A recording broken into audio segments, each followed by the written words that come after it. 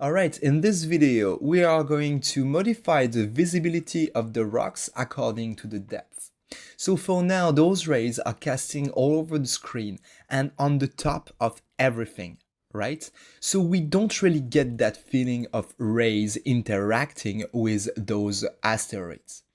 And of course, it's a fake volume rays, it's a 2D effect, so don't expect to create something super realistic, but we can get something a little bit better. So, for example, we could simply create a merge node with the M key and set the operation to stencil, and basically plug it here and use our asteroids to mask a little bit some of the rays, just a little bit. That already will help a bit, right? But I think we can do better because we get a depth pass. So we could use a custom mask with the depth pass to mask more of the rays when we are closer to the camera than when we are back there, okay? So basically, I could use this mask, a little bit modified. So I will start from that mask. I will create a new grade node that I will connect after this grade here. I will come down here and hook up your viewer to your new grade node.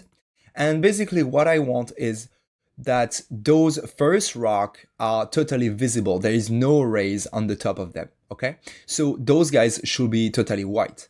And then we will fade off to black. So we have to imagine the invert images here. But for now, let's just make sure that everything is white right there.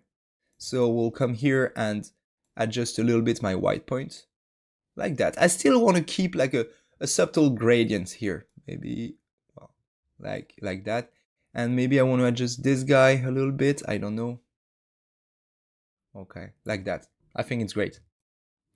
All right, as well, let's make sure that we are clamping the whites as we did on the previous chapter to make sure we don't have an alpha above 1 when it's white.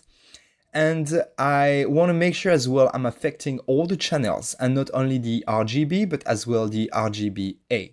Okay? Now, as we said, we need to invert that mask. So I will type invert here and invert the mask.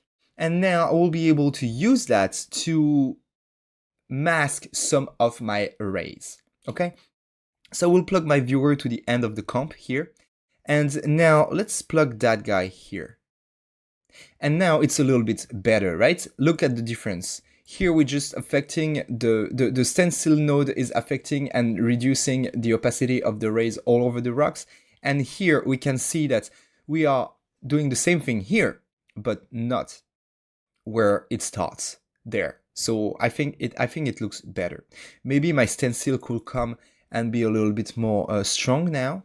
I don't know, like that.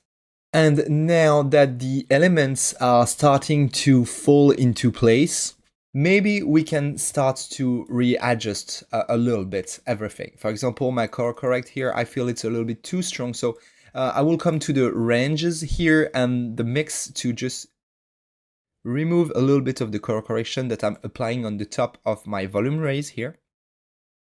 Maybe my volume rays position could be slightly different, like that, maybe a little bit more at the bottom here. I don't know. You choose. Yeah, I like it a little bit more like that. Okay, now we start to have the look of the shot, but this volume rays right now is not moving, but our camera is moving, right? So we will need to introduce animation in that effect. And let's have a look to that thing in the next video.